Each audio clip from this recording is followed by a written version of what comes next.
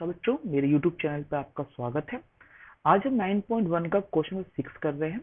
ये क्वेश्चन थोड़ा ट्रिकी हो जाता है क्योंकि बेटा इस वाले क्वेश्चन में आपको लंबाई दे रखी है। ये सिर्फ दो ही क्वेश्चन है आपके पूरे एक्सरसाइज में, एक छठा है, एक 14वां क्वेश्चन है जिसमें आपको लंबाई के बारे में डिस्कस किया हुआ है। देखो जैसे आपने पहले जितने भी क्वेश्चन करे थे उसमें या आपने फिगर देखी होगी मेरी बेसिक क्लास में, वो धरती से ही एंगल बन रहे थे उन्हें। पर यहाँ पे क्या कहा है कि आपका धरती से नहीं बनना, धरती से ऊपर 1.5 मीटर ऊंचा एक लंबा लड़का है और वो फिर एक मीनार को देखता है इस तरीके से। तो ये वाले क्वेश्चन में थोड़ा प्रॉब्लम हो जाती है क्योंकि लंबाई आपको नापनी पड़ती है और मुझे बेस दूसरा बनाना पड़ता है। ऐसे दो ही क्वेश्चन है, एक छठा और एक आपका 14वां। तो सभी क्वेश्चन है उसको आसानी से सीखेंगे क्योंकि हम इसको एक ट्रिक से करेंगे। ठीक है, चलो भाई। 1.5 मीटर लंबा एक लड़का 30 मीटर ऊंचे एक भवन से कुछ दूरी पर खड़ा हुआ है। जब वह ऊंचे भवन की ओर जाता है तब उसकी आंख से भवन का शिखर का उन्नयन कोण 30 से 60 हो जाता है। बताइए कि वह भवन की ओर कितनी दूरी तक चलकर गया। ठीक है, तो मैंने आपको क्या कहा था अभी फिगर किस तरह से बनेगा। सबसे पहले तो आप एक धरा बना लीजिए, ये मतलब धरती बना लीजिए और सामने एक मीनार भी बना लीजिए। ठीक है, परंतु यहाँ पे प्रॉब्लम यह है कि वो लड़का धरती से नहीं देख रहा है, वो धरती से 1.5 मीटर ऊंचा है। इसीलिए मेरा एंगल यहां से बनेगा ना कि यहां से। और एंगल बनाने के लिए आपको धरा के समतल वैल्यू भी खींचनी पड़ेगी। ठीक है, वो कहता है कि मीनार लड़का 30 मीटर ऊंचे एक भवन से कुछ दूरी पे खड़ा है, यानी कि इस मीनार की जो ऊंचाई है यहां से लेकर यहां तक की वो है 30 मीटर। ठीक है, और कुछ दूरी पे खड़ा लड़का उस मीनार को देखता है और उसके बाद उसने क्या कहा, जब वह भवन की ओर जाता है, मतलब वो जब इधर की साइड जाता है तो कुछ दूरी के बाद उसका कोण 30 से 60 हो जाता है। आंख से भवन का शिखर का उन्नयन कोण 30 से 60 हो जाता है। अब देखो यहाँ पे वो जब भवन को देख रहा है तो वो यहां से देखेगा, समझ में आया ये वाला पॉइंट। यानी कि पहले वो यहां से देख रहा था, फिर कुछ दूरी चलने के बाद वो यहां पर देखता है तो 60 का हो जाता है। अब बच्चे फिर कोई प्रॉब्लम करते हैं, कुछ बच्चों को समझ में नहीं आता कि 60 कौन सा लें। तो देखो भाई, इन दोनों में छोटा एंगल कौन सा लग रहा है, अगर मैं एंगल नापने की बात करूं तो ये या ये वाला। तो ये तो हो गया 30 का और ये हो गया 60 का। वो कहता कितनी दूरी चला, मतलब मुझे इस बीच की दूरी निकालनी है। तो इसको मैं x मान लूंगा, इसको मैं y मान लूंगा। समझा क्या, कभी कभी एक्स वाई भी मान निकालने के लिए बोलते हैं। अब लेबलिंग करते हैं। लेबलिंग में ए, बी, सी और डी करेंगे। और इसकी लंबाई जो अब है वो 30 नहीं होगी बेटा, इसकी जो लंबाई है वो 30 नहीं होगी क्योंकि 30 यहां से लेकर यहां तक की है और मुझे सिर्फ यहां से लेकर यहां तक की ही चाहिए। तो इसकी लंबाई होगी 28.5। इसकी संपूर्ण लंबाई जो है वो 30 है, जो संपूर्ण लंबाई है वो आपकी 30 दे रखी है। बट ए बी की जो लंबाई है, जो रियल में मुझे ट्रायंगल चाहिए, वो ट्रायंगल की लंबाई सिर्फ 28.5 होगी। क्यों, देखो 30 तो वो पूरी बिल्डिंग थी और बंदे की लंबाई यानी लड़के की लंबाई कितनी है, 1.5। तो 1.5 को काटेंगे तो टोटल बचेगा 28.5 मीटर और इसका नाम रख लिया ई और ये हो गया मेरा एफ। परंतु आपको पता है ना हमें काम किस पर करना है, सिर्फ ए बी सी डी पर। ई एफ का कोई काम नहीं है क्योंकि यहाँ पे कोई वैल्यू या इसका कोई आधार नहीं है इसके लिए। ठीक है, अब क्वेश्चन की शुरुआत करते हैं। सबसे पहले लिखते हैं, हल शुरू करते हैं। ठीक है, तो यहाँ पे हमने डीसी कितना मान लिया, एक्स मान लिया है और BC बराबर जो है वो मैंने y मान लिया है। ठीक है, माना, आप लिख सकते हैं यहाँ पे माना, या हिंदी में लिख सकते हैं आप कि लड़का मीनार की ओर चला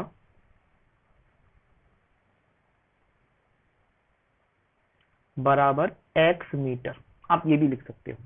ठीक है, मीनार की लंबाई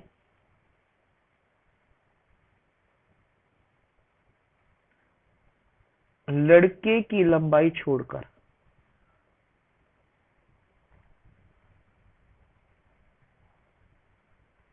वो हो जाएगी 30 माइनस 1.5 बराबर 28, ओ सॉरी 28.5 मीटर, जो मैंने आपको पहले यहाँ पे भी समझा दिया था। ठीक है, तो ये दो पार्ट थे, इसके और ज्यादा थे नहीं। अब इसमें हम क्वेश्चन शुरू करते हैं। तो त्रिभुज पहले कौन सा लेंगे, त्रिभुज एबीसी या एबीडी?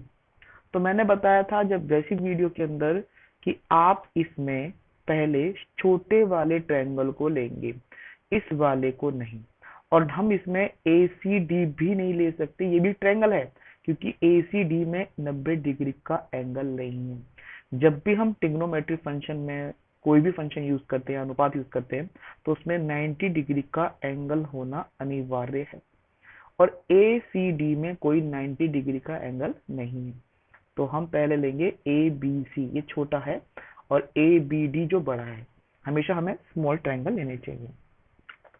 तो त्रिभुज ABC में एंगल B बराबर है 90 डिग्री का, और हमें लंब दे रखा है और आधार पूछा है। लंब और आधार, लाला आम लाया और कच्चे कच्चे आम, यानी कि लंब बटे हो गया tan थीटा।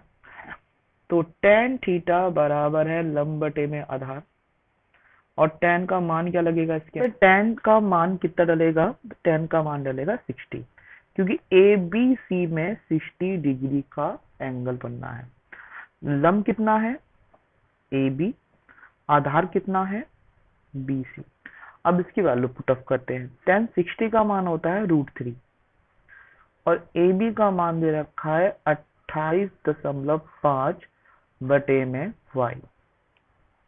अब क्रॉस मल्टीप्लाई करते हैं तो y बराबर हो जाएगा 28.5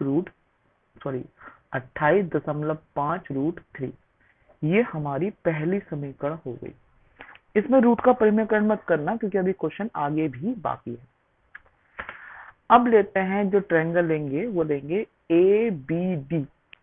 तो त्रिभुज ABD में वही tan लगेगा, क्योंकि लंब बटे में आधार होगा। तो tan 30 बराबर होगा AB बटे में BD। ठीक है, अब tan 30 का मान कितना होता है, tan 30 का मान होता है 1 बटे में √3। AB कितना है 28.5, और BD जो है वो दे रखा है x plus y. Cross multiply करेंगे तो x प्लस वाई बराबर होगा 28.5 √3। ठीक है, अब मुझे चाहिए क्या, x या y? x चाहिए, तो x बराबर होगा 28.5 √3 माइनस का y। अब y की वैल्यू क्या थी 28 √5, बस वही पुट ऑफ करेंगे। तो x बराबर हो जाएगा 28.5 √3 माइनस 28.5 √3। अब इसको क्रॉस मल्टीप्लाई कर देंगे और आपकी वैल्यू निकल गई। बेटा इसका एलसीएम ले लेते हैं हम। √3 से √3 करेंगे तो √3 एकम √3, और जब इसकी गुणा करेंगे तो जाएगा 28.5 3 माइनस 28.5। क्यों, जब क्रॉस मल्टीप्लाई करा तो √3 से √3 गुणा करने पे कितना आ जाएगा, 3 आ जाएगा। ठीक है, तो वही मैंने यहाँ पे अप्लाई किया। तो बेटा हम 28.5 के 3 से गुणा करते हैं, तो 3 पंजे 15, हाथ से लगा 1, 3 अट्ठे 24 और 1 25, पॉइंट के साथ 3 दूनी 6 और 2 8, माइनस 28.5 बटे में √3। अब इसमें से 28.5 घटाएंगे तो ये बचेगा 0.57 बाई √3। मुझे नीचे √3 भी नहीं चाहिए, और पॉइंट के बाद 0 कोई वैल्यू होती नहीं है, तो मैंने ऊपर नीचे √3 से मल्टीप्लाई कर दिया, परमीकरण कर दिया एक तरीके से। तो ये आ गया 57√3 और नीचे आ गया 3, और इसको एडजस्ट कर लेते हैं, 3 से डिवाइड कर देते हैं। 3 एकम 3, 3 एकम 3, 3 एकम 27। तो वैल्यू कितनी आ गई बेटा? 19√3 एक्स की वैल्यू निकल के आई, और कितनी? मीटर। तो यहां से जो डी से सी तक बंदा गया उसकी दूरी थी 19√3। तो यहाँ पे एक्स की दूरी कितनी आ गई? 19 मीटर। मतलब